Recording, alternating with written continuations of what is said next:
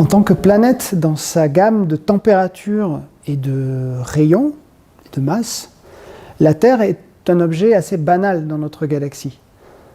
Nous savons que la majorité des étoiles ont des planètes, et même si nos techniques d'observation détectent beaucoup plus facilement des planètes différentes de la Terre, plutôt plus grosses et plus proches de leur étoile, les quelques dizaines de détections que nous avons de planètes dans la gamme des caractéristiques de la Terre nous permettent de dire qu'elles sont extrêmement abondantes. Alors selon à quel point nous sommes généreux dans la gamme de masse, de rayons et de température, eh bien nous pouvons dire qu'on va trouver des milliards, quelques dizaines de milliards au moins de planètes de ce type-là dans la galaxie. Alors, bien sûr, ce qui nous intéresse plus quand on parle d'exobiologie, c'est le caractère habitable de ces planètes. La masse, le rayon, finalement, ça ne nous intéresse pas autant que savoir si une planète peut abriter de la vie. Le problème, c'est qu'il n'y a pas vraiment de consensus sur ce terme d'habitable. Il y a beaucoup, c'est évident, de paramètres et de phénomènes qui vont être en jeu pour l'habitabilité, beaucoup d'influences, certaines astronomiques, certaines plus liées à l'environnement même de la planète, à son atmosphère, à sa composition, à la quantité d'eau.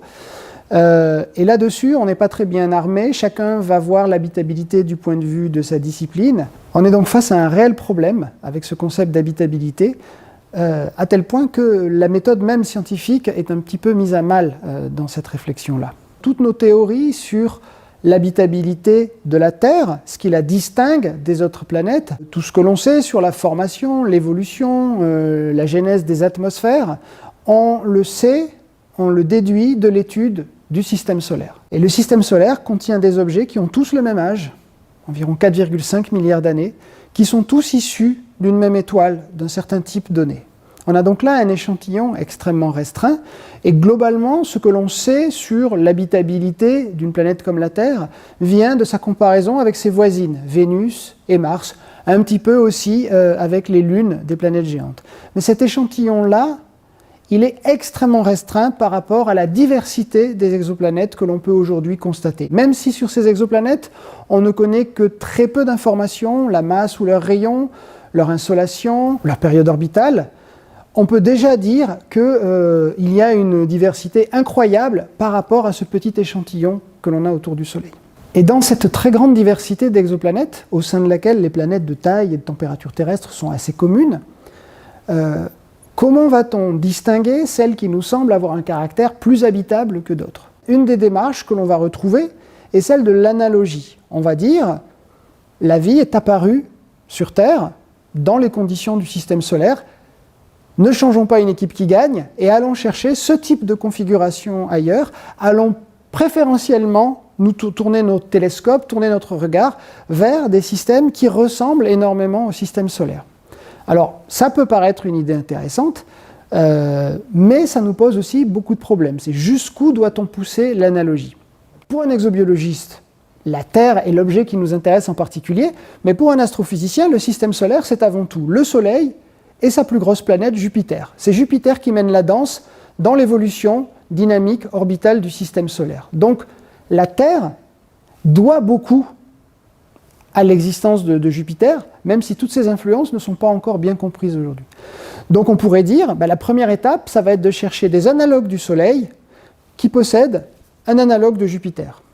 Or déjà, si on fait ce tri, eh bien on va restreindre énormément l'échantillon des systèmes planétaires. D'abord parce que le Soleil ne constitue environ que 10%, les étoiles de type solaire ne constituent environ que 10% des étoiles, et parmi ces étoiles, seulement 10% environ ont un Jupiter. Donc on est déjà à 1% des centaines de milliards d'étoiles qu'on a là dans la galaxie.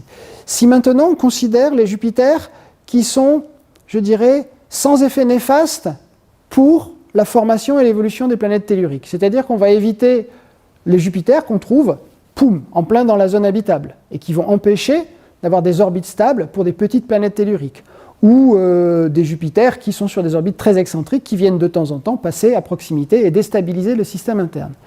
Beaucoup des systèmes avec un Jupiter sont de ce type-là. Si on les enlève, on se retrouve avec moins d'une étoile sur 1000 de la galaxie. Et on va voir que petit à petit, à force de venir raffiner cette analogie.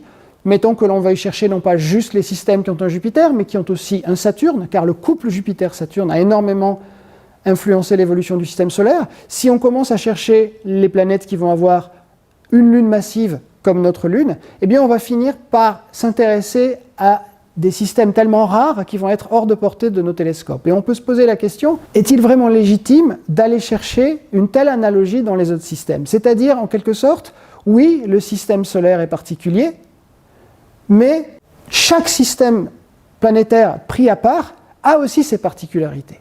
Nous n'avons aucune raison de penser que le système solaire correspond à un optimum pour l'habitabilité. Nous n'avons aucune raison de penser qu'on doit retrouver dans un système qui abrite la vie toutes les caractéristiques qu'on a trouvées dans le système solaire, lesquelles ont été importantes, lesquelles ont été indispensables, mais il y a peut-être des caractéristiques propres au système solaire contre lesquelles la vie s'est établie, malgré lesquelles la vie s'est établie. Et pour ça, eh bien, on va devoir faire appel à de la modélisation, à de la théorie. Je peux par exemple donner un exemple, les saisons. La vie sur Terre est rythmée par des saisons. Et la vie a dû développer, a été sélectionnée pour des caractéristiques qui lui permettent de supporter, de survivre aux saisons. On va avoir des migrations de certaines espèces, on va avoir des stratégies des plantes pour perdre leurs feuilles, on va avoir de l'hibernation. Et a-t-on vraiment besoin de rechercher des planètes qui ont ce type de saison? La majorité en fait des planètes dans la galaxie n'auront pas de saison, parce que les forces de marée vont éroder l'obliquité des planètes. Est-ce vraiment un problème? Donc en suivant ce type d'argument, il va falloir se déconnecter, se distancier de certaines propriétés du système solaire et repartir à la base avec la modélisation. Le problème, c'est que les modèles, eh bien, il faut les confronter aux observations. Et actuellement, on ne connaît qu'une planète habitable, qu'une planète qui abrite la vie. Et on a des modèles extrêmement simples pour tenter de comprendre comment une planète se forme, quelle va être sa composition, comment les océans se forment, comment le climat évolue et comment une étoile va imposer à une planète son climat. On va donc avoir besoin de modèles.